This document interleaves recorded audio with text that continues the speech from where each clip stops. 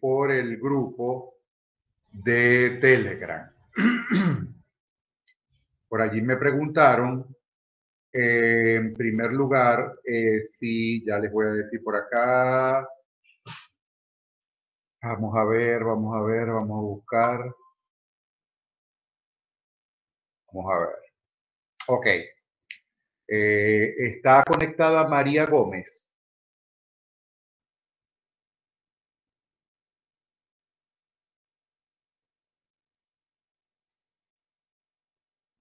Creo que no. No. Y Gianna Martínez. No, Yagna sí no. Ok. Bueno, ellas me escribieron, ambas me escribieron por Telegram, que yo creo que todos lo leyeron, donde me preguntaba si íbamos a hacer el trabajo sobre aditivos. ¿Ok? El trabajo sí se va a hacer. De hecho, ya tengo los 6 artículos. A partir de hoy, desde hoy al martes, no voy a dar más chance, de hoy al martes me van a hacer 6 grupos. O sea, la totalidad de los estudiantes que están en la materia me van a hacer 6 grupos.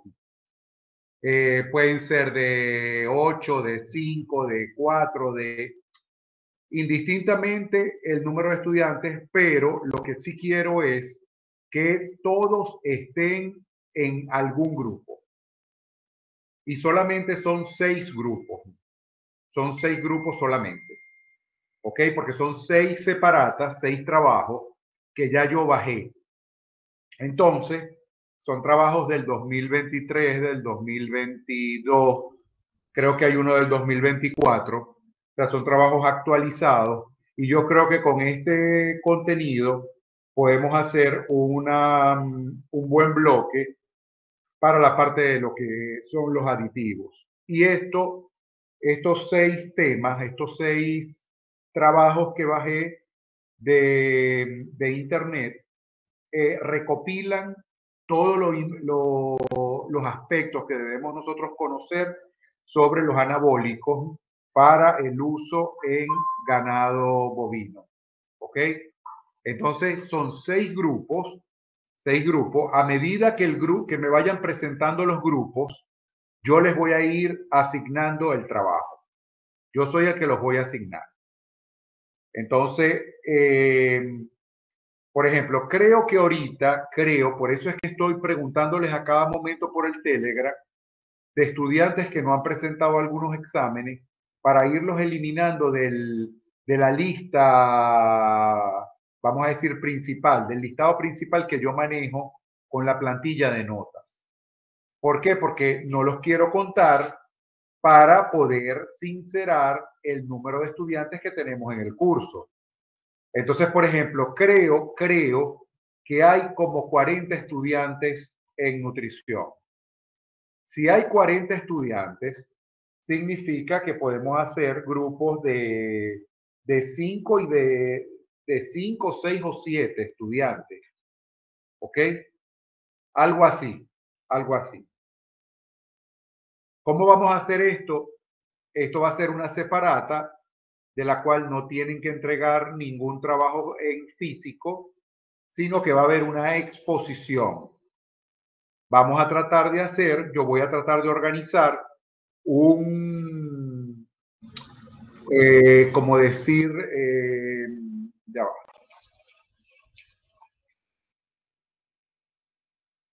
Voy a tratar de organizar de aquí al último de julio como una especie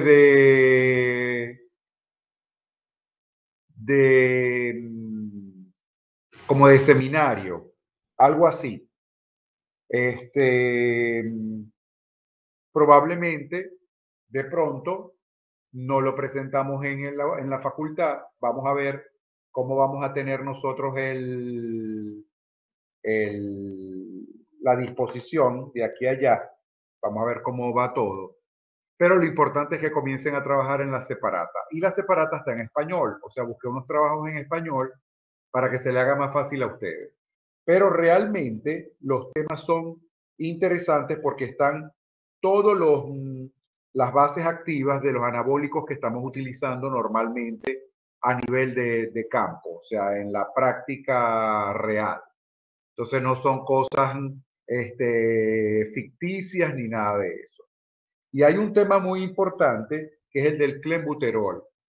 El del clenbuterol, porque el clenbuterol ha sido utilizado también como un anabólico en bovinos, pero eso tiene ciertas repercusiones. Entonces, eso es muy interesante que ahorita lo estemos manejando para que ustedes tengan por lo menos como cultura general de que en algún momento les tocaron ese tema durante sus estudios en la Facultad de Veterinaria, porque como ustedes no saben nada, ustedes no recuerdan ni siquiera cómo entraron a la facultad. Entonces, bueno, para que por lo menos les quede por ahí en algún lado del subconsciente, de que hablaron del clenbuterol. Y hace como, no sé, como 2 semestres atrás, algo así, un estudiante me preguntó a mí por el clenbuterol. Yo se lo expliqué, pero no lo dábamos dentro del material de la unidad curricular. Pero ahora sí lo voy a incluir en estos seminarios. Entonces, vamos a hacer un seminario, eso va a tener una presentación que la tienen que hacer ustedes utilizando las estrategias que ustedes verán que van a utilizar, si utilizan PowerPoint, si utilizan otro programa, si utilizan Canva, si utilizan lo que vayan a utilizar. Pero hay que hacer una presentación donde ustedes van a explicar el tema basado en esos estudios que les voy a entregar, pues en ese paper que les voy a dar. Y bueno, esa será la evaluación de ese bloque teórico de anabólico. Es decir, que ese, ese bloque, vamos a ver cómo hago con la evaluación para incluirlo dentro de la plantilla de notas. Entonces, ¿está claro eso?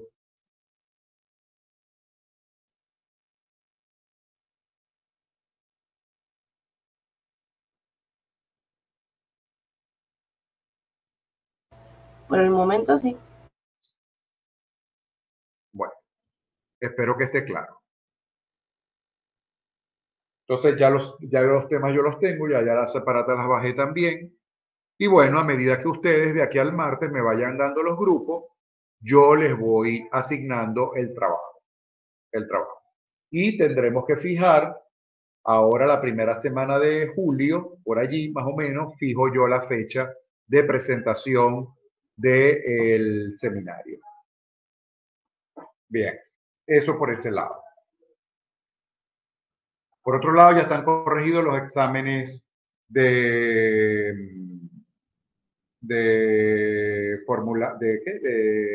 análisis proximal. Ya los corregí. Está conectada una muchacha de apellido Chacín.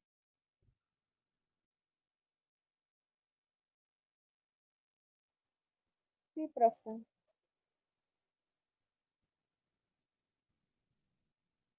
¿Aló? Ah, Sí, estoy conectada. ¿es usted? Ajá. Bueno, la felicito, sacó 20. Gracias. Salió muy bien. Muy bien, muy buen examen.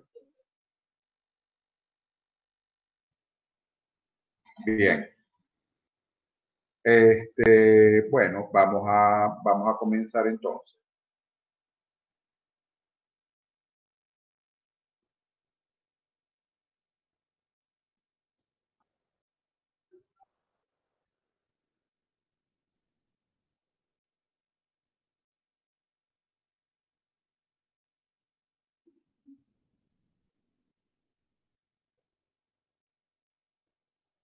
Bien.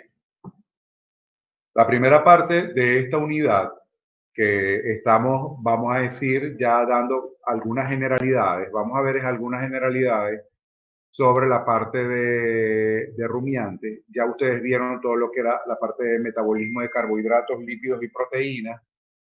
Vieron la parte de microbiología ruminal. Vieron la parte de rumen funcional.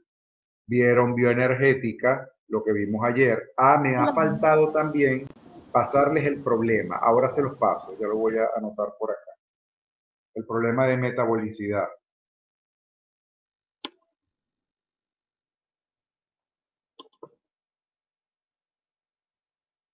Ok. Bien. Entonces, claro, debimos empezar con esto. La unidad ya la terminamos, pero debimos empezar con esta parte general para realmente entender mejor esos procesos metabólicos y de transformación de los sustratos en el rumen y en el tracto gastrointestinal del rumiante. Nosotros tenemos que partir de que un rumiante es un mamífero. Eso es lo primero que tenemos nosotros que tomar en cuenta cuando definimos lo que es un rumiante. Es un mamífero. Y es un mamífero que pertenece a la clase ungulados porque tiene pezuñas, al orden arteriodáctila porque tiene dedos pares, al suborden ruminantia, a la familia Bovidae, a la subfamilia Bovinae, al género Bos. Acuérdense que ahí tenemos dentro de las especies el Bos taurus y el Bos indicus, y tenemos que la palabra rumiante proviene de la palabra latina ruminare, que significa volver a masticar. Entonces, inicialmente tenemos que saber esta clasificación para poder saber qué es lo que vamos nosotros o qué es lo que estudiamos en esta unidad, saber de que el rumiante es un mamífero, que el rumiante tiene la capacidad de volver a masticar el contenido que ya ha entrado al tubo digestivo. Por eso es este proceso que está regulado en parte por el hipotálamo, como les decía yo ayer, por el diafragma, por la presión negativa que ejerce tanto cavidad abdominal como la parte de la cavidad respiratoria, y esa presión negativa es la que hace de que se produzca la salida del contenido del rumen hacia cavidad bucal de nuevo. Es decir, que el cardia se vuelve a abrir, vuelve a salir ese contenido que estaba en el rumen almacenado y vuelve a llegar a cavidad bucal para ser remasticado y reensalivado. Tenemos que partir de que la explotación de los rumiantes tiene importancia desde todo punto de vista, desde el punto de vista económico, desde el punto de vista social. Es un sistema de producción y es un modo de vida que tienen muchos habitantes, sobre todo de las zonas rurales, donde la cría y el trabajo en las unidades de producción les da la manera de poder vivir el modo de vida, como se llama eso, el modo de vida de estos habitantes trabajando en las unidades de producción. Ellos trabajan ordeñando las vacas o trabajan en la parte del manejo de animales de carne, si es un sistema de explotación de carne. Hay diferentes tipos de trabajo dentro de todo lo que es este negocio con el rumiante. Los técnicos inseminadores, que su trabajo principal es inseminar las vacas. Todo eso va a traer como consecuencia un efecto social y económico dentro de la población. Y recuerden también de que este tipo de sistema de producción es el que trae consigo la oferta de proteína animal a la población, en este caso venezolana. Pero por lo general es a la población mundial, porque tanto la proteína de mayor valor biológico como es la carne y la leche provienen de unidades de producción de rumiantes. Entonces, los subproductos que emergen también de la cría del rumiante van a tener también un valor agregado dentro de todo este proceso productivo y que va a ayudar a la población a poderse mantener. Y a las regiones rurales poder también tener como centro de trabajo y de poder mantener a las familias el trabajo con los rumiantes. Cuando vemos nosotros la clasificación desde el punto de vista de la nutrición animal, tenemos que partir con una clasificación general donde hablamos de rumiantes verdaderos y de pseudo rumiantes. El rumiante verdadero es el que acabamos nosotros de clasificar. Es decir, todo mamífero que pertenece a la clase ungulado, al orden arteriodáctila, al suborden ruminantia. Toda esta clasificación del rumiante lleva a esta especie a clasificarla como un rumiante verdadero. Y el rumiante verdadero no es más que aquel que tiene tres preestómagos y un estómago funcional, como lo es el abomazo, que tienen funcionalidad cada uno por separado. Allí tenemos rumen, retículo, maso y abomazo. Los tres primeros proventrículos con la capacidad de poder transformar la fibra lignocelulolítica, puntualmente el rumen. Es decir, que un rumiante verdadero es aquel que tiene desarrollado el rumen y que ese rumen es capaz de desdoblar la fibra lignocelulolítica, de producir ácidos grasos volátiles y otros nutrientes, y de esos nutrientes mantenerse el animal. Eso por un lado. Pero no podemos hablar de rumiantes verdaderos, aquellos rumiantes que no han desarrollado el rumen, porque a nivel de rumen es que se va a llevar a cabo todo ese proceso de fermentación. Todo ese proceso de fermentación se lleva a cabo en el rumen. Y acuérdense que un rumen funcional, ya lo habíamos visto nosotros en clases anteriores, el rumen funcional es aquel que tiene la capacidad de poder transformar todos esos carbohidratos, esos polisacáridos, en carbohidratos más sencillos. Tenemos también que ese rumen funcional es aquel que tiene la capacidad de poder producir proteína microbiana, que esa proteína microbiana es la que va a necesitar el rumiante para poder producir carne, para poder producir leche. Acuérdense que esa proteína microbiana partía desde rumen por la replicación de las bacterias cuando hay la participación del amonio y todos estos compuestos nitrogenados, cuando hay el desdoblamiento también de la proteína verdadera que parte también del alimento, y luego en intestino delgado tenemos también, por otro lado, que va a haber la hidrólisis de proteínas y esos aminoácidos van a ir hasta el hígado por circulación portal y van a formar parte de ese pool de aminoácidos que son por lo general aminoácidos no esenciales. Y que esos aminoácidos no esenciales van a tener también la capacidad de poderse transformar en glucosa, porque ellos pueden ser aminoácidos glucogénicos y van a formar parte del metabolismo de los carbohidratos. Entonces, fíjense que hasta mejor ha sido que esto lo veamos de último, porque ya prácticamente ya esto para nosotros es un repaso. Cuando hablamos de los pseudorumiantes, son especies que no tienen el mismo desarrollo de estos proventrículos que tiene el rumiante verdadero y que tienen otras características que no tienen el rumiante verdadero como tal. Por ejemplo, los dientes incisivos incisivos superiores no lo tienen, ¿ok? En cambio, los pseudorumiantes sí. Y tenemos por otro lado las almohadillas carnosas que van a existir en la parte ventral de sus rodetes coronarios, o sea, de las pezuñas que ellos tienen. Entonces, todas estas características diferencian lo que es el pseudorumiante de lo que es un rumiante verdadero.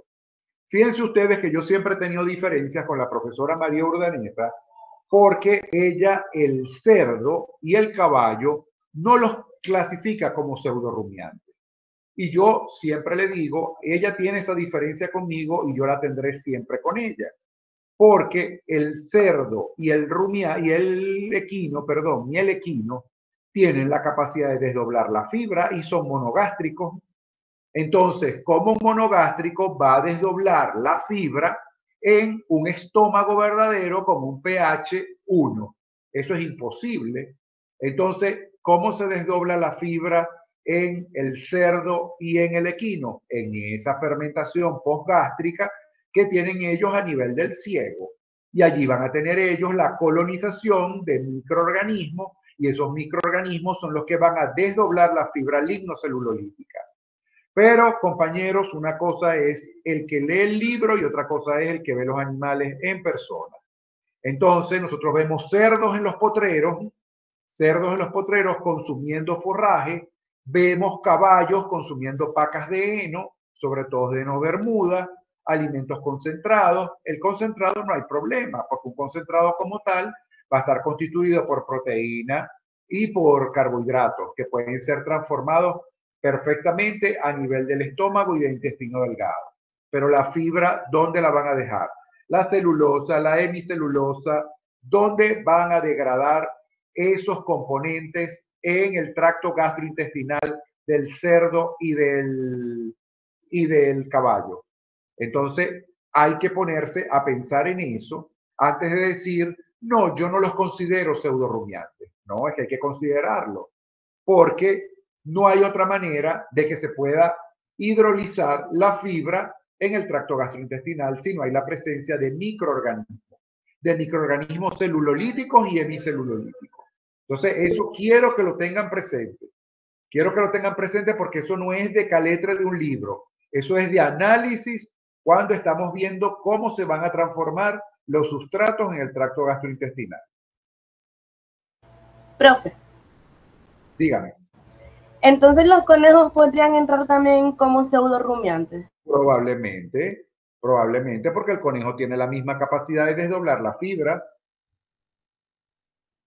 Excelente. El conejo no solamente te va a consumir alimento concentrado. Conejarina no solamente es el alimento del conejo. No, en realidad sí, la dieta es 80% heno y el resto se separa entre concentrado y vegetales. Precisamente, pero tú puedes también alimentar a los conejos exclusivamente con alimento de conejo. Y allí tú estás, vamos a decir, fomentando más la degradación de esos sustratos en el estómago verdadero de ellos, en el estómago de ellos, pues. Ahora bien, si tú agregas en esa dieta que tú me estás dando 80% de heno, ya tú estás agregando fibra. Sí, claro, pero no alimenten 100% a los conejos con alimento concentrado. Correcto, bueno, pero tenemos que tomar todo eso en cuenta, porque tenemos que tomarlo en cuenta porque uno no sabe el sistema de alimentación que tengan los conejos de pronto en una granja especializada de conejos. Bueno, en granjas sí es alimento concentrado porque necesitan es que el conejo engorde, ¿no? Claro. Pero el resto, si es un conejo como los míos, que son de mascotas, si solo les doy concentrado, me van a durar como máximo 4 años vivos, porque de resto los voy a matar de una obesidad. Correcto. Entonces tienes que incluir otro elemento en la dieta para poderlo, o sea, para poder, vamos a decir, bajar la cantidad de concentrado. Listo. Bien. Entonces, fíjense que también tenemos la clasificación dependiendo del tipo de alimentación morfofisiológica. Esta es una clasificación que se habla morfofisiológica porque aquí nosotros vamos a ver cómo va la evolución de ese estómago. Fíjense que cuando nosotros hablamos de estómago, en el rumiante abarcamos los 4 compartimientos: rumen, retículo, maso y abomaso. ¿Ok? No es que yo voy a hablar de proventrículos y estómago verdadero. No, se habla en términos generales del estómago del rumiante. con esa aclaratoria y esa diferenciación que tenemos en los proventrículos y en el estómago verdadero. Cuando nosotros comenzamos con los selectores de concentrado, estos selectores de concentrado, fíjense que tienen características muy particulares. En primer lugar, tienen limitaciones para digerir las paredes celulares. ¿Qué significa? Que ellos van a tener preferencia por otro tipo de alimento. Son rumiantes, pero ese rumen como tal no está del todo bien desarrollado. Es decir, no vamos a tener una colonización estricta de bacterias celulolíticas, pectinolíticas, amilolíticas, metanogénicas, bacterias lipolíticas, no, sino que vamos a tener un rumen mucho más sencillo porque ellas tienen predilecciones por alimentos con altos contenidos celulares. Fíjense ustedes que ya nosotros vimos en práctica lo que era el contenido celular y la pared celular, que hacíamos esa clasificación cuando hablábamos de Van Suss. Y por eso es que yo les digo que si ustedes no llevan, vamos a decir, una secuencia de lo que es esta materia, entonces cuando estamos hablando ahorita de contenidos celulares, ustedes andan perdidos, porque no saben qué son los contenidos celulares y qué elementos incluyen la pared celular. Pero como ya eso lo vimos, ya deben estar todos claros de qué nutrientes abarcan los contenidos celulares y cuáles abarcan la pared celular. Entonces, fíjense que estas especies, como por ejemplo tenemos acá el venado, los alces, ellos por lo general van a tener predilección por alimentos ricos en contenidos celulares. Es decir, ellos no se van a alimentar de forrajes como tal, porque no tienen la capacidad para transformar esa fibra lignocelulolítica. Y fíjense que para poder transformar la fibra lignocelulolítica no solamente se necesitan de las bacterias, sino también que a nivel ruminal exista una estructuras anatómicas que favorezcan la contracción de ese rumen para poder también colaborar con la ruptura de la fibra lignocelulolítica, que son los pilares ruminales. Entonces, este tipo de especies son frutas, prefiere de pronto hojas muy sutiles de los vegetales, prefieren contenidos de almidones, de grasas, aceites, frutos que se encuentran en las plantas y por eso es que se les llama selectores de concentrados, porque ellas seleccionan los que van a consumir.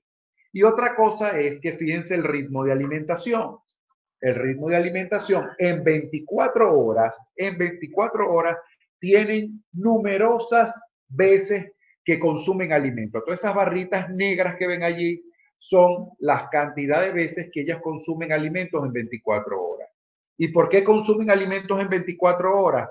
En tantas oportunidades, porque esos alimentos son rápidamente transformados, rápidamente convertidos en nutrientes y esos nutrientes pasan al intestino delgado para ser absorbidos. Y vuelve otra vez el hipotálamo a activar el centro del apetito y vuelven a tener hambre los animales. Entonces, por ello es que ellos están en un constante consumo de alimentos, porque esos contenidos que ellos consumen son ricos en contenidos celulares. Cuando hablamos del tipo intermedio, es un grupo quizás un poco heterogéneo, y se habla de heterogéneo porque en el tipo intermedio pueden entrar rumiantes verdaderos y pueden existir todavía, vamos a decir, selectores de concentrado, pero más, con más afinidad hacia la capacidad de poder transformar la fibra lignocelulolítica. Y aunque tienen más preferencia por los contenidos celulares, ya ellos pueden comenzar a digerir la celulosa. Entonces, fíjense ustedes que en ese grupo tenemos nosotros varias especies, pero dentro de eso lo que a nosotros nos interesa sobre todo es el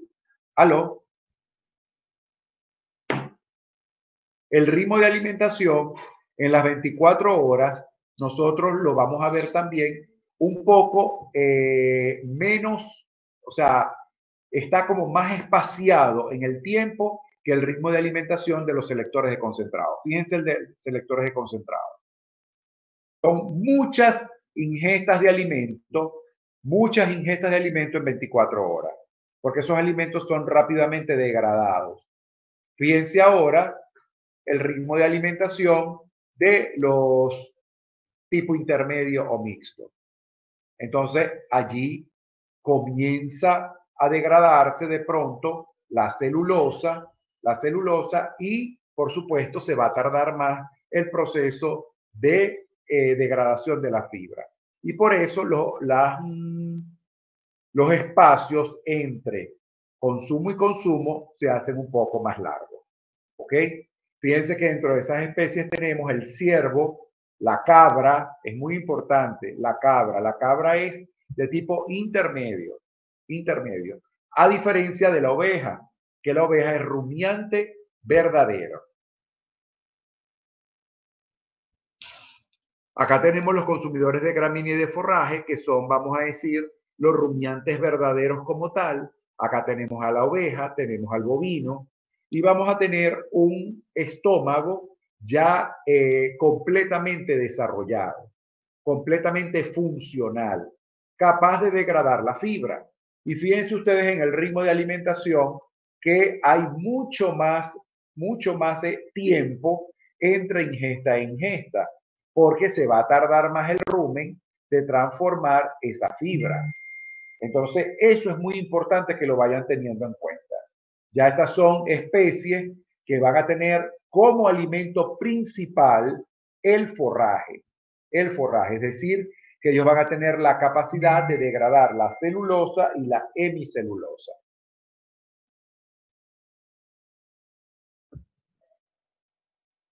Bueno, esa parte de allí no se la vayan a estudiar. Lo que yo no les dé, no se lo estudien. Solamente van a hacer énfasis en lo que les voy a dar. Bien. Esto sí es importante porque fíjense que es lo que yo les digo sobre el desarrollo embrionario del estómago de los rumiantes. Donde hablamos que cuando hablamos de estómago, nosotros nos vamos a referir tanto al retículo, al rumen, al omaso y al abomaso. Y todo comienza como un estómago simple. Es decir, cuando ustedes ven en una finca que nace un ternerito, ese ternerito es un monogástrico. Es como decir, nació un lechón en la finca de ustedes, nació un perrito en la finca de ustedes o en su casa. Nació X especie que sea monogástrico en la finca. Simple y llanamente, el estómago en el bovino es un estómago simple. Es un estómago simple donde hay divisiones internas de estos proventrículos, del retículo, del rumen y del omaso, pero no están desarrollados y por supuesto no son funcionales. El único que está desarrollado y funcional es el abomaso, que es el estómago verdadero, y por eso es que se dice que es un monogástrico prácticamente cuando él nace. Y vemos nosotros en la clasificación evolutiva del estómago que de 0 a 3 semanas el ternero se comporta como un monogástrico. Y acuérdense que el alimento, vamos a decir, exclusivo en esa fase es la leche de la vaca, y que la van a tomar succionando el pezón de la glándula mamaria. ¿Ok? Entonces, ese estómago simple proviene de una dilatación del intestino primitivo del embrión. Y tenemos que a los 28 días, es decir, a la cuarta semana, ya se pueden observar las curvaturas dorsal y ventral. Esto es importante, esto simple, sí se los voy a dar y a preguntar en el examen, porque estas estructuras son las que van a permitir las contracciones a nivel de estómago, a nivel de rumen y a nivel para que se pueda desdoblar la fibra. ¿Ok? Entonces ya a las 4 semanas ya podemos observar la curvatura dorsal y la ventral bien definida. A los 42 días aparece el rumen y el retículo.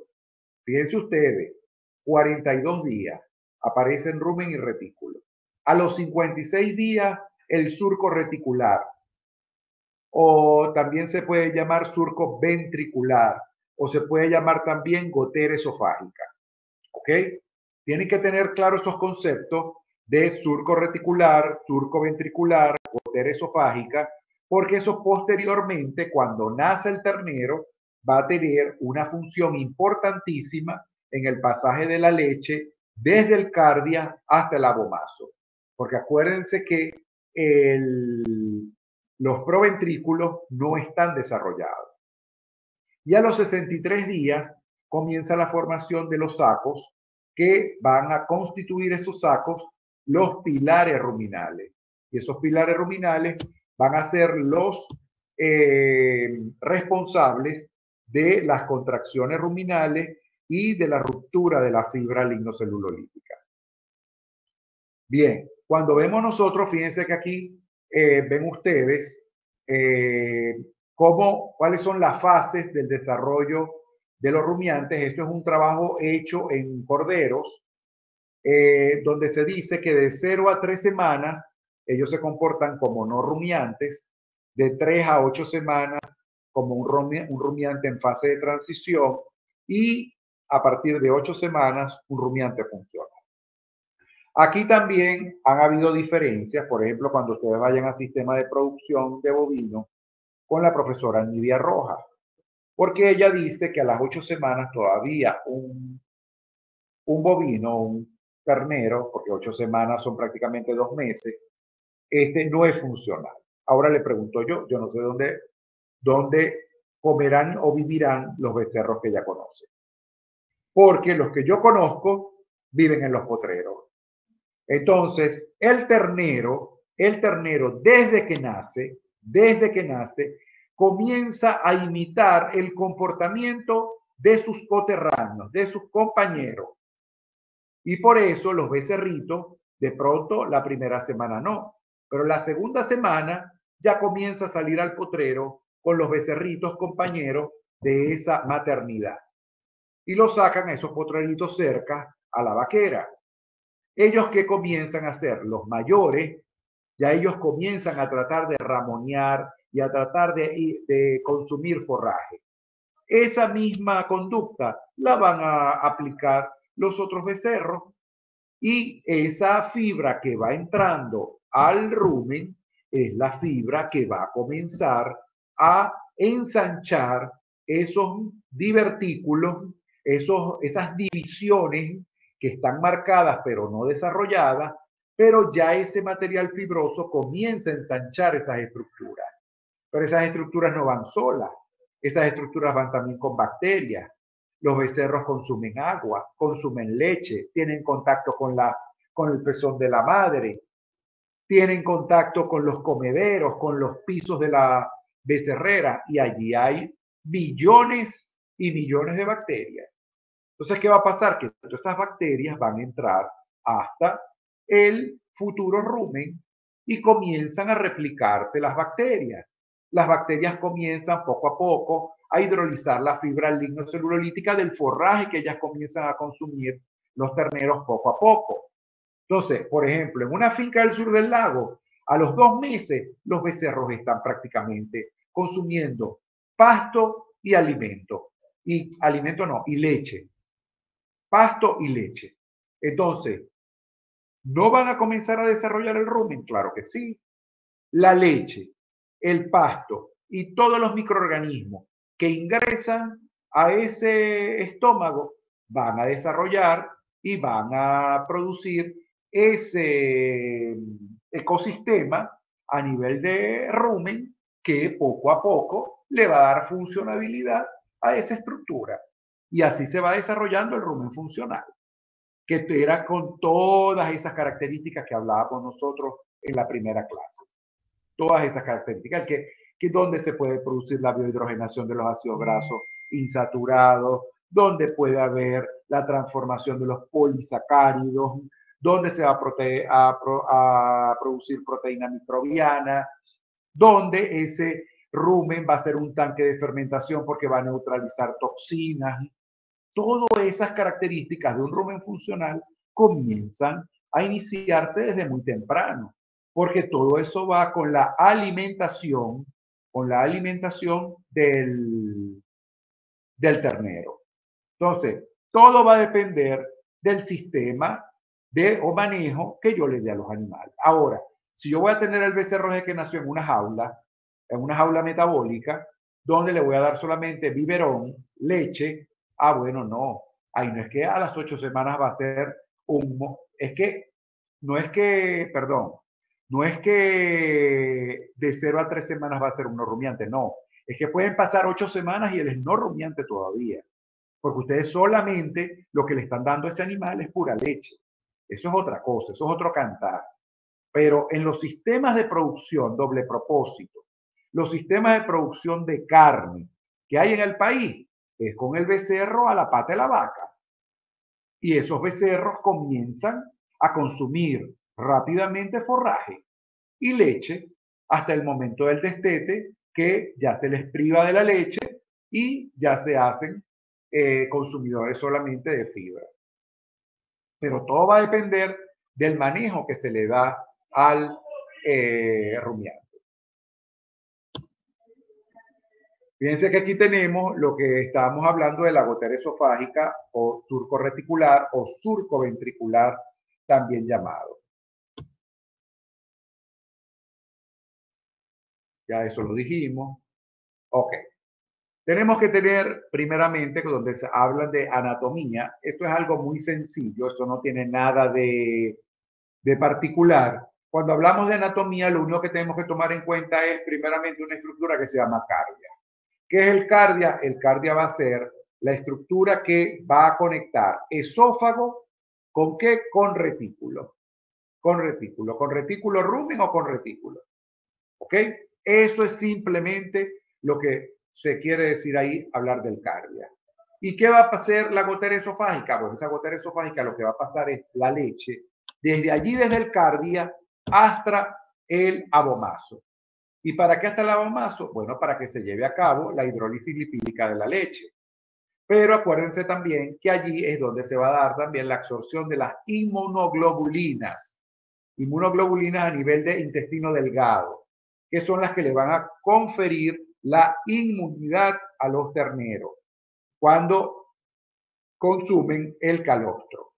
Entonces, eso tenemos que tenerlo muy presente. Y esa gotera esofágica va a llegar un momento que se va a cerrar. Entonces nosotros necesitamos de que ese ternero ingiera o consuma en las primeras horas de vida leche con la finalidad, o sea, calostro, con la finalidad de que todas esas inmunoglobulinas puedan ser absorbidas a nivel de intestino delgado. Bien.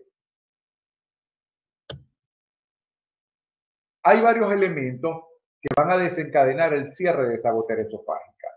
Primeramente, la naturaleza de los líquidos. Entre ellas tenemos la leche, tenemos el agua, tenemos también el amamantamiento, tenemos las proteínas y las sales de la leche. ¿Qué es lo importante de esto? Lo importante de esto es saber de que tiene que darse el cierre de la gotera esofágica. Pero fíjense que ese cierre de la gotera esofágica ha sido ampliamente estudiado y todavía hasta el día de hoy no se sabe realmente cuál es la causa del, vamos a decir, del cierre como tal de esa gotera esofágica. O sea, para que pueda pasar esa leche para allá, para el abomazo. Y fíjense que ahí podemos hablar nosotros de las proteínas y de las sales de la leche que van a llegar a los receptores de la faringe y van a producir un estímulo nervioso que conlleva al cerrado de la gotera esofágica. Esa es una teoría que hay por ahí, ¿ok? Pero hay otra teoría que dice que la temperatura del agua también conlleva a el cierre de la gotera esofágica. Pero no es que el agua tenga que ser fría o caliente, es que el agua a temperatura ambiente estimula ya el cierre de la gotera esofágica. Por otro lado, también tenemos la temperatura. Cuando yo les hablo de la temperatura, acuérdense que tenemos que la temperatura de la leche es la temperatura prácticamente de 37 grados centígrados, temperatura corporal del animal, porque la leche es una secreción que viene de la glándula mamaria, del interior de la glándula mamaria, y que los becerros la van a obtener succionando el pezón de la glándula mamaria. Entonces esa leche viene a una temperatura corporal particular. Entonces se habla de la temperatura de la leche, pero es que igual el agua a temperatura ambiente también produce el cierre de la gotera esofágica. O sea que la temperatura no es tampoco una teoría que indique que realmente tenga que incidir en el cerrado de la gotera esofágica. La forma de administración. Ahí tienen ustedes en esa foto los terneros consumiendo leche de un vivo con una mamila.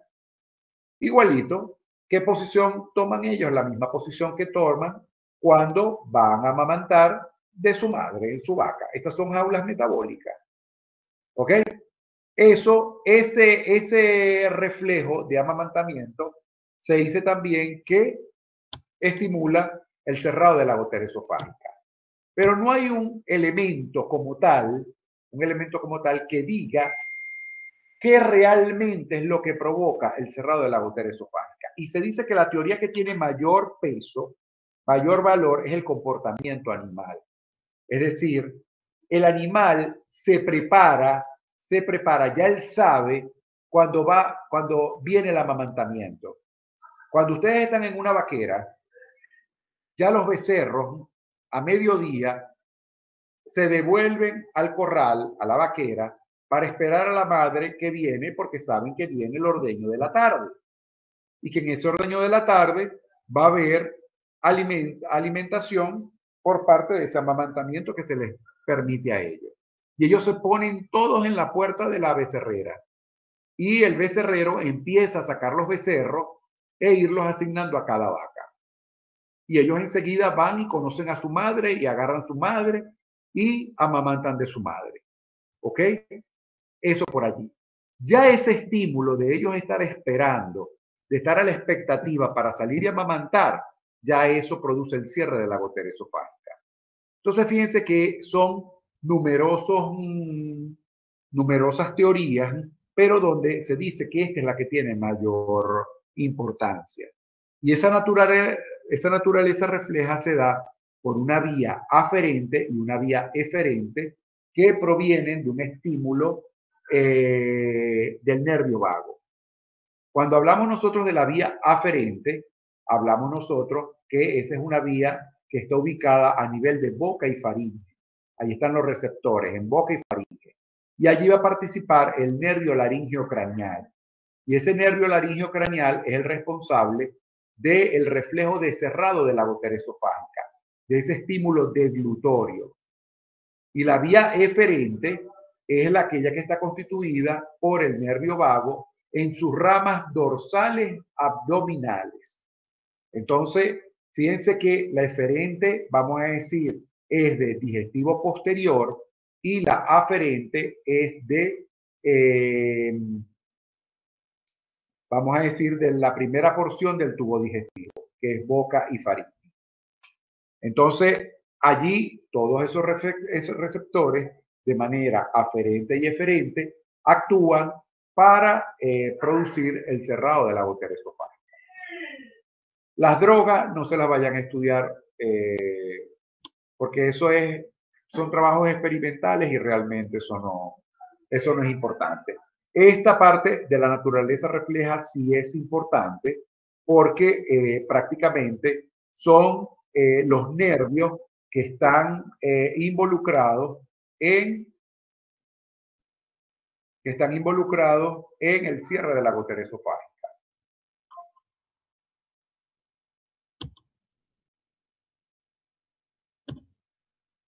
Fíjense que ahí tienen ustedes esa lámina, lo que explica es la teoría a la cual se le da mayor importancia, que es el comportamiento animal.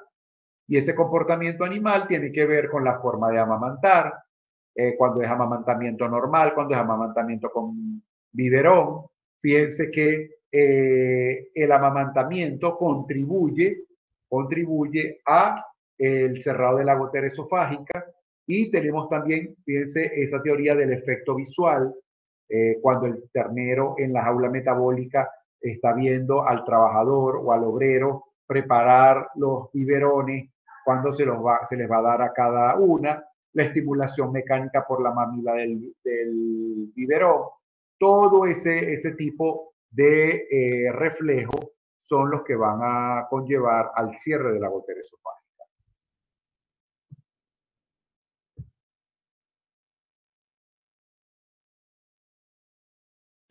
Bien. Cuando hablamos de la ingestión y masticación de los alimentos, tenemos que la aprehensión en el bovino viene dada por los labios, por la lengua, por los incisivos inferiores y por la lámina dental delante del paladar. Tienen que saber eso, porque todavía no saben cómo el bovino hace la aprehensión del forraje. Entonces la hace con los labios, la hace con la lengua, con los incisivos inferiores, porque no tiene superiores. ¿Quién tiene superiores? ¿Quién tiene incisivos superiores? Los pseudorrumiantes. Los pseudorrumiantes. Los pseudorrumiantes. Muy bien.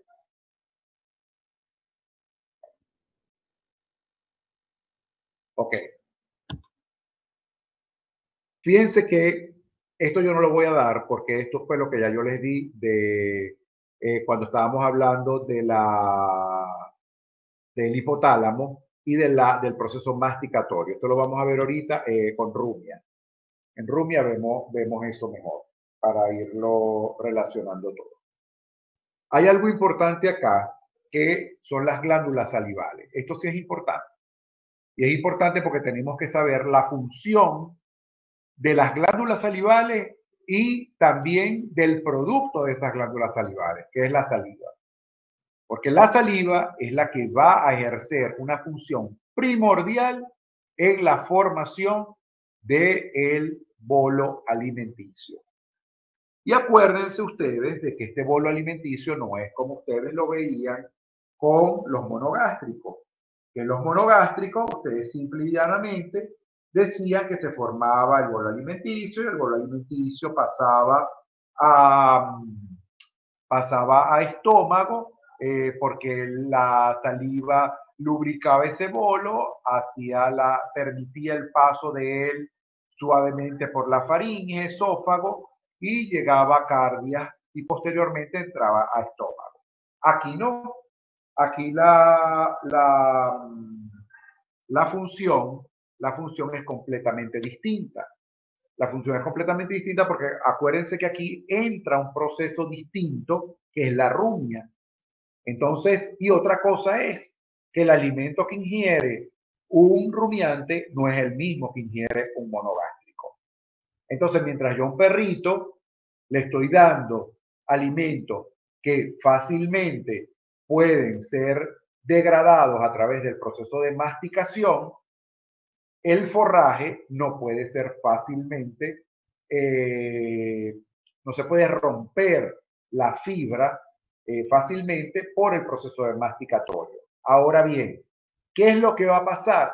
Lo que va a pasar es que en ese proceso de masticación va a haber una primera sección de ese material verde que está entrando, de esa materia verde que está entrando, de ese forraje verde.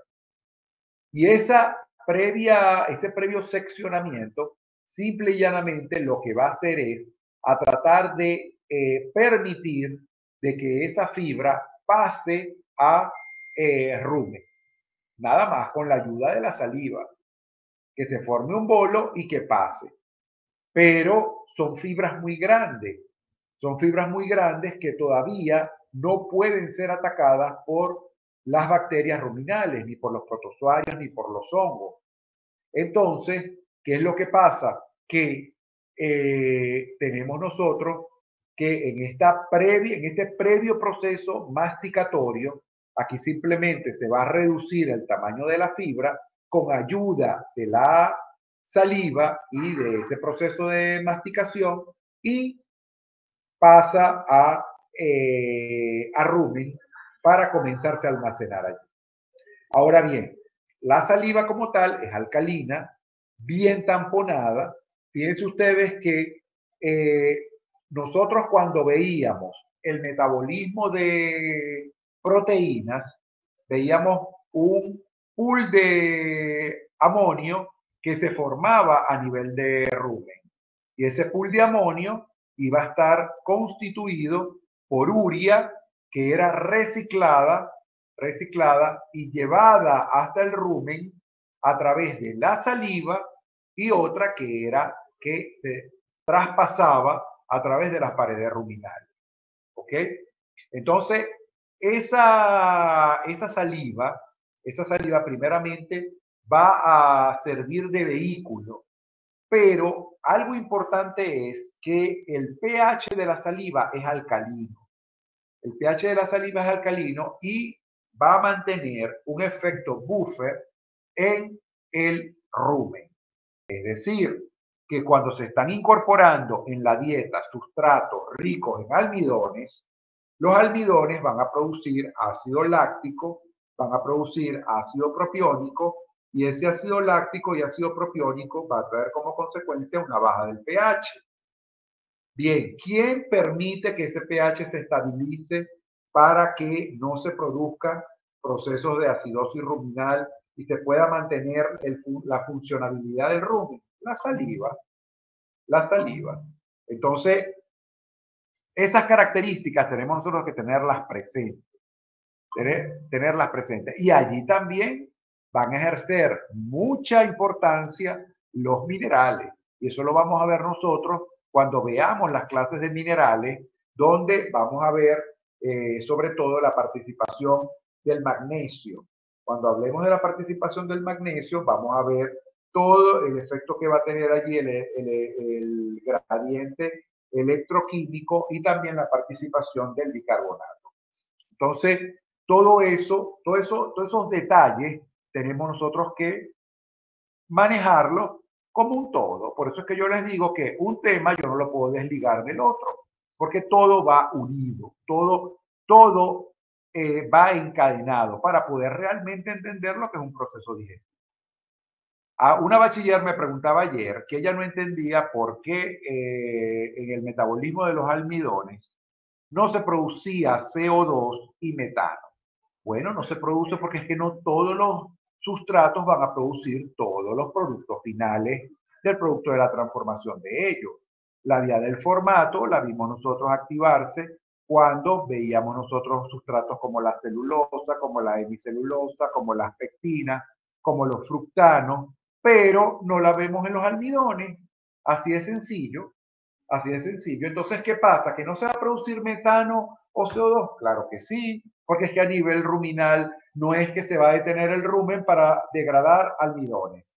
Se terminaron de degradar los almidones, van a empezar la celulosa. No, todo eso es al unísono. Ese es en el mismo momento. Y acuérdense que cuando vimos microbiología ruminal, veíamos microorganismos que iban a tener afinidad por sustrato. Una bacteria celulolítica no tiene afinidad por almidones. Entonces, en un ecosistema ruminal voy a tener diversidad de microorganismos y cada microorganismo busca lo que le gusta y lo que puede transformar. Pero no necesariamente yo tengo que decir, no, pero es que este sustrato no me va a producir a mí tal cosa. Bueno, probablemente no, pero lo van a producir otros sustratos con otros microorganismos. Acuérdense que los microorganismos son los que van a participar allí para poderse llevar a cabo la transformación de los sustratos y poder llegar hasta ácidos grasos volátiles y todos estos productos también de la transformación de los sustratos como son CO2 y metano. ¿Ok? Entonces, cuando clasificamos la saliva, la podemos clasificar en serosa, en mucosa o mixta. Y todo va a depender de una glucoproteína, que es la mucina. La mucina es la que nos da a nosotros la característica de viscosidad de la saliva. Entonces, si vemos una saliva muy mucosa, es porque hay mucha presencia de mucina, que es una glucoproteína. Si es muy serosa, es porque está ausente la mucina. Y puede haber también, por supuesto, salivas mixtas donde hay, vamos a decir, la misma cantidad tanto de agua como de glucoproteína, porque no podemos olvidar de que la saliva es agua. La saliva está constituida por agua. Bien, y dentro de las funciones de esa saliva, vamos a tener en primer lugar, ya les había dicho que colabora en la masticación y la deglución, y tenemos también esta función que es importante, que es la de la actividad enzimática. La actividad enzimática. Entonces tenemos que la lipasa salival o esterasa pregástrica va a tener como finalidad degradar los ácidos grasos de cadena corta. Ya habíamos hablado del poder tampón, ya hemos hablado también de los nutrientes que están presentes en la saliva, porque acuérdense que esos nutrientes son indispensables para que las bacterias ruminales puedan crecer. Yo les decía a ustedes cuando veíamos microbiología ruminal, cuando veíamos el metabolismo de las proteínas, que las bacterias necesitan elementos para poder replicarse. Y esos elementos no son más que nutrientes. ¿Ok? Entonces, la saliva es la que va a estar encargada de llevar esos nutrientes a estos microorganismos a nivel ruminal y que ellos puedan, replicarse y producir proteína microbiana. Y tenemos también propiedades antiespumantes. Estas propiedades antiespumantes son las que se van a producir para evitar los casos de timpanismo. Los casos de timpanismo a nivel ruminal.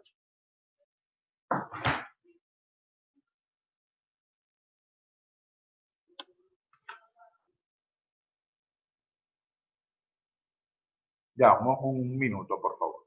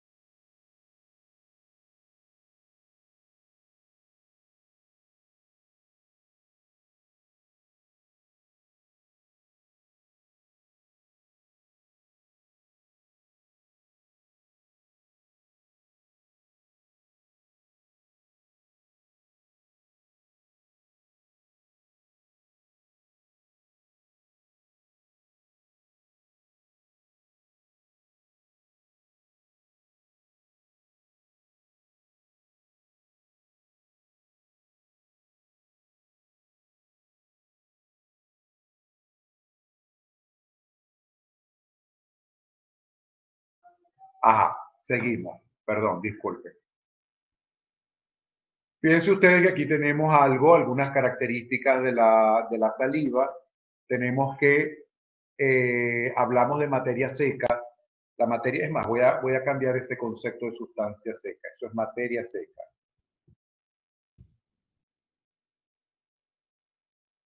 Materia seca de 1 a 1,4%. ¿Qué significa eso? Que la materia seca sea el 1%.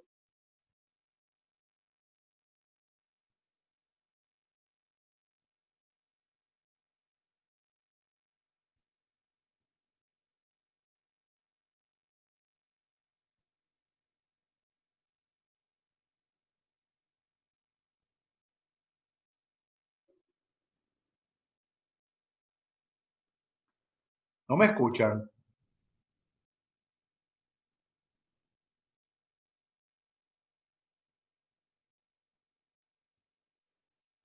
Sí, profe, pero no sé.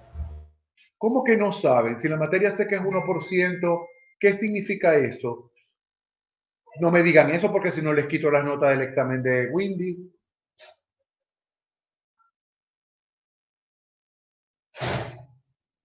Que el demás porcentaje es agua. Claro, el 99% es agua, la materia seca es muy baja, el 1% la constituyen todos estos nutrientes que les dije anteriormente. Fíjense que con el contenido de sal es del 0.7 a 1.5%. Bueno, hay cosas allí que no son importantes realmente. Lo importante es que ustedes sepan que la saliva va a ser la encargada de transportar los nutrientes para las bacterias. Y esos nutrientes van a ser todos estos: calcio, magnesio, cloro, potasio, urea. Todos esos componentes se van a encontrar en la saliva. Se van a encontrar en la saliva y ella es la encargada de llevarlos a rumen para que las bacterias puedan utilizar esos nutrientes y puedan replicarse. ¿Ok? Fíjense que también pueden haber cantidades variables de nitrógeno, claro que va a haber de nitrógeno, y de azufre también. Y otra característica importante, esto último no se lo vayan a estudiar, lo del ácido ciálico y eso solo. Bien, cuando hablamos del proceso de Rumia, ya nosotros hemos hablado algo, ya hemos adelantado algo sobre ese fenómeno, ¿no? Ya habíamos dicho que ese es una de las características más importantes del rumiante y ya todo eso que dice la lámina ya lo hemos dicho. Es la nueva masticación del contenido del rumen, incluye la regurgitación de la ingesta, hay la deglución de los líquidos regurgitados, es que tiene que haber deglución de líquidos regurgitados porque ese material se tiene que acompañar de líquido para que pueda fluir y llegar hasta cavidad oral, ¿okay? Hasta cavidad bucal. Luego tenemos que esa rumia va a traer como consecuencia una nueva masticación de los sólidos, una nueva insalivación y una nueva deglución. Ya todo eso lo habíamos visto. Ahora, esto también lo hemos visto, quizás no tan puntual como va comenzando, pero ya todos esos elementos, ya yo se los mencioné cuando hablábamos nosotros de la importancia del hipotálamo en el consumo voluntario. Hablamos nosotros que el mecanismo de Rumia inicia con una contracción extrarreticular, es decir, una contracción que está fuera del retículo. ¿Y quién va a gobernar esa contracción? ¿Quién creen ustedes que va a gobernar esa contracción? Ya eso lo vimos en la teoría quimiostática. Las papilas. No, no,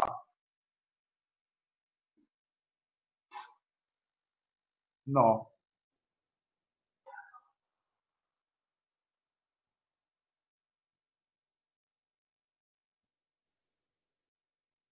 No es que estoy Acuérdense. es que he leído mucho y tengo el cerebro colapsado. La presión del cardio. Ajá. No, no, no, no. O sea, esa contracción extrarreticular, ¿por qué se da?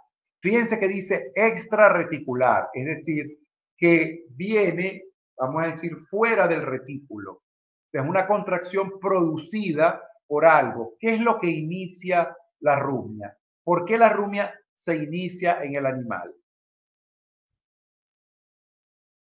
Ayer lo vimos.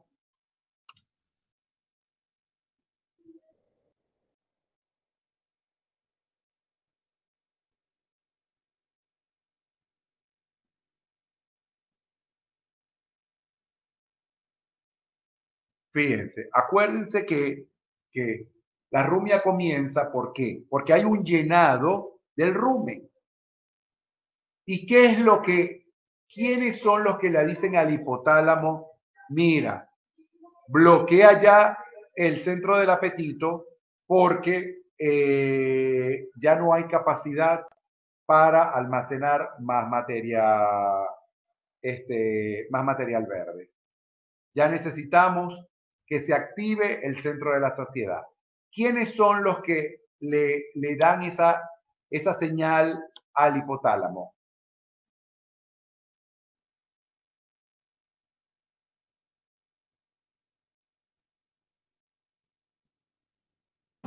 Profe,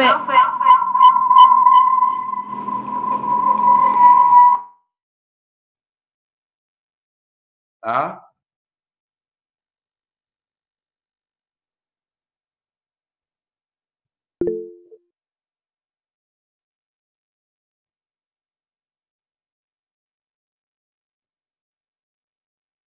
No, el nervio vago no.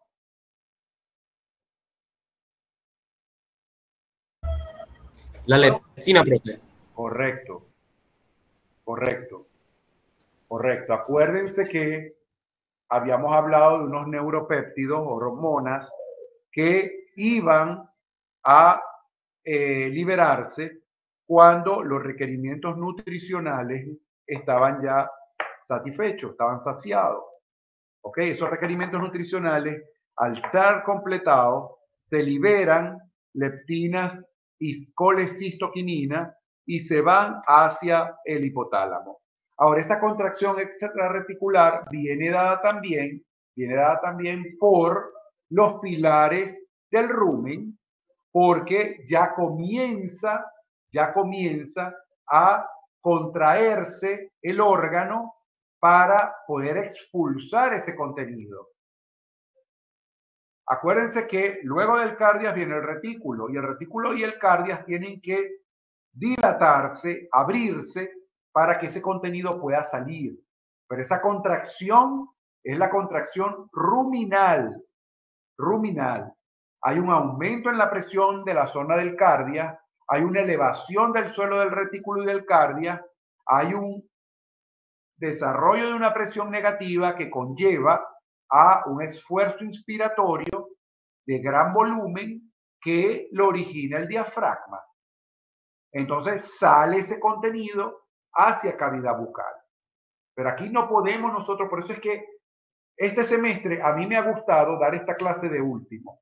¿Por qué? Porque ya ustedes, el que lleve más o menos la secuencia de lo que es rumiante, ya tiene que saber con más puntualidad cómo se lleva a cabo eso. En cambio, cuando yo inicio la unidad con esto, ustedes no saben la participación del hipotálamo en el consumo voluntario, no saben nada de la teoría quimiostática todavía, entonces todo esto se lo aprenden ustedes como de manera muy caletreada.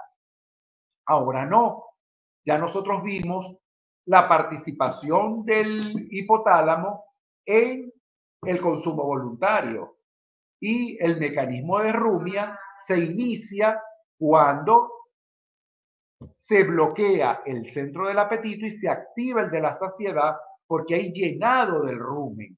Y este es el evento más importante del rumiante, el proceso de rumia, porque allí es donde se devuelve la fibra a cavidad bucal para ser remasticada y que esa partícula llegue hacia rumen del tamaño tal que pueda ser abordada por los hongos, por los protozoarios y para que las bacterias entren en las incrustaciones que ellos hacen y puedan hidrolizar, puedan degradar todos esos sustratos.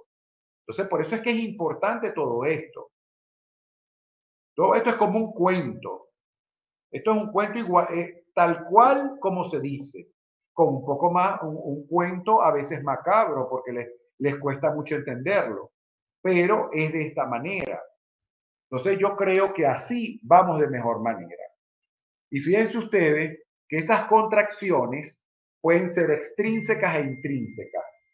Extrínsecas, ya, un momentico, por favor. Extrínsecas, ¿ok? Que van a estar gobernadas por el nervio vago y pueden ser contracciones primarias o secundarias. Las primarias tienen que ver con la mezcla de alimentos a nivel del rumen y las contracciones secundarias son las que tienen que ver con el eructo. ¿Y qué es lo que va a salir por el eructo? CO2 y metano. Metano también va a salir a través de cuando hay la eliminación por parte de las heces. Pero también tenemos metano que va a salir a través del eructo, en esos gases de fermentación. Y tenemos por otro lado las contracciones intrínsecas, donde van a participar las fibras musculares de las paredes del retículo rumen. Y esas contracciones intrínsecas son contracciones que son de escasa amplitud. Si no se llevan a cabo, van a ocasionar un estancamiento del contenido y esto puede traer como consecuencia acumulación de alimentos, acumulación de gases y esto puede conllevar a la muerte del animal. Entonces, fíjense ustedes que cuando estamos hablando nosotros de los movimientos del retículo rumen, nosotros tenemos que ver que allí en ese rumen se va a dar la mezcla de los alimentos, ayudado por los pilares ruminales, ayudados por las contracciones extrínsecas de tipo primaria, ¿ok? Posteriormente va a haber la regurgitación, que es el proceso de rumia como tal, va a haber el eructo, ayudado por las contracciones extrínsecas de tipo secundario, y tenemos que posteriormente vamos a tener el pasaje del contenido del rumen a el omaso, porque tiene que seguir ese proceso, ese transitar a través del tracto gastrointestinal. Y ya yo les había dicho también que en el omaso iba a ocurrir la deshidratación de ese contenido ruminal, va a haber absorción de agua y de minerales para pasar posteriormente al abomaso.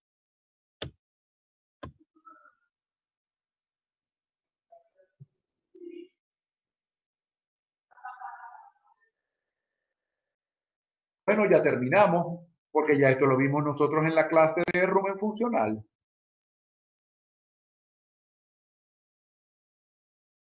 Esta era la parte que estaba pendiente. Hasta acá están las contracciones. ¿Alguna duda?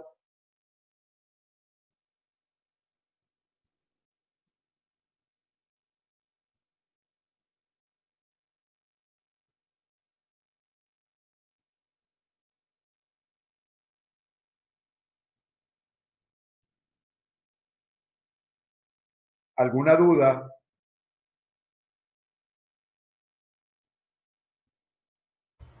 Las contracciones del rumen, entonces, en el mecanismo de rumia comienza porque el rumen está lleno.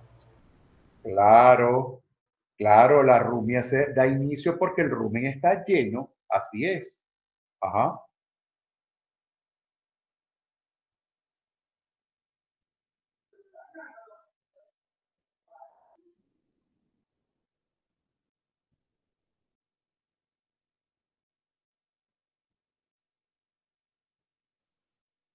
¿Qué otra duda tienen?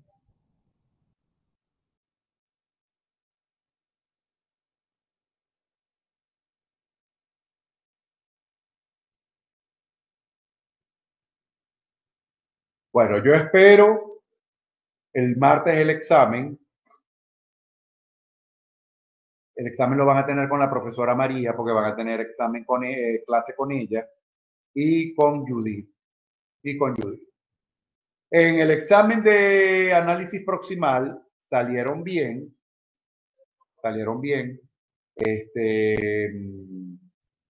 La mayoría, yo creo que el 95%, supo manejar la parte de la interpretación de del análisis.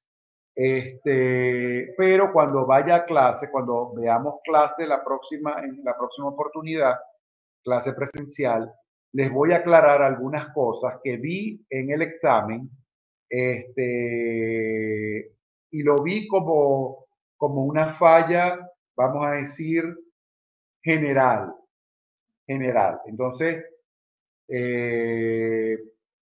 eso vamos a discutirlo cuando tengamos la clase la próxima vez, presencial. Vayan pasándome los grupos para para, ¿cómo se llama? Para irles asignando los seminarios y preparen el seminario bien. Preparen el seminario bien porque probablemente haga unas invitaciones para ese seminario. Por eso les estoy diciendo que ese seminario va a ser condicionado con varias características. No es que van a presentarse como los malandros ahí con los zapatos sucios, sin saber y van a empezar a adivinar y a mirar para arriba. No. El que no esté preparado, lo siento. Lo siento.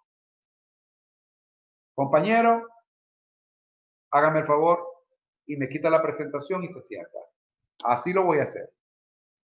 Porque son unos trabajos bien chéveres, unos trabajos bien prácticos, unos trabajos que no es porque me tenga que gustar el bovino, no, sino que simplemente que yo estoy estudiando para ser veterinario. Cuando les toque a los que quieren perritos y gaticos y conejitos, bueno, ya tendrán sus materias de clínica de pequeños animales para que se luzcan en eso. Pero ahorita estamos en una materia donde la principal especie es el bovino. Entonces, gusten, como me dice la muchacha que tengo en prácticas profesionales, profesor, yo no quiero ver las vacas, pero ni en foto. Yo le digo, bueno, eso es muy sencillo. Eso es muy sencillo, no la veas en foto, pero por 12 semanas vas a tener que verlas, por lo menos, no sé, verlas y tocarlas, porque es tu práctica profesional y es rotatoria. Entonces, tú no le vas a decir a la empresa, no, yo no quiero ver esta semana vacas porque es que a mí no me gustan las vacas. No, tenéis que verlas. Tenéis que ver las vacas. Así como vas a ver pollitos, así como vas a ver gallinas, así como vas a ir a plantas de alimentos concentrados, así como vas a ver también formulación de alimentos para perros, para caninos, todo eso. Entonces, aquí tenemos que, y a los que les guste bovino, por lo menos que tengan unas bases sólidas, porque de verdad que estos temas que escogí son fáciles y de verdad que son temas bien. Entonces, vamos a tratar de hacer un buen seminario para que los ayude a ustedes también en la nota final. Y sobre todo los repitientes, que veo muy pocos conectados. Muy pocos conectados de los repitientes. Yo anoto aquí todos los que se han conectado. A veces pregunto por uno por otro porque bueno, pero yo esta hojita la imprimo de los conectados. Entonces, acuérdense que yo les he dicho, esta no es la materia más importante, pero es una materia que tienen que pasar y una materia que muchas veces atrasa mucho al estudiante que no la pasa. Entonces, es mi consejo. Más ayudas que esta no les puedo dar. Más ayuda no hay. Entonces, vamos a aprovechar. Vamos a aprovechar para que salgan bien y para que puedan aprobar la materia, que es lo que yo busco y lo que yo quiero. Entonces, el martes el examen. Mañana voy a dar unas instrucciones para aquellos alumnos que todavía están pendientes con la colaboración de la materia. Porque sigo esperando. Entonces, bueno, jóvenes, que terminen de pasar un feliz domingo y estudien, que bastante que ya les adelanté lo que les va a salir en el examen.